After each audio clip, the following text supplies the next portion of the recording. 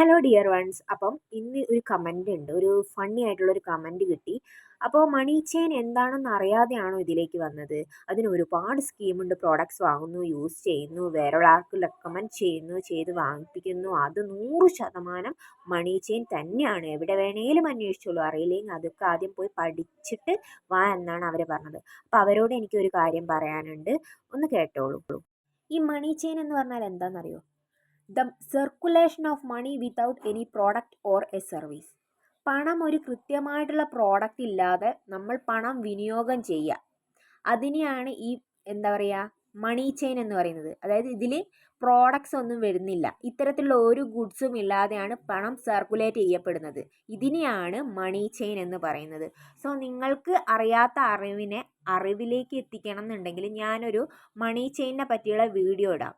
എന്നിട്ട് അത് കണ്ടിട്ട് നിങ്ങൾ മനസ്സിലാക്കൂ, പഠിക്കൂ.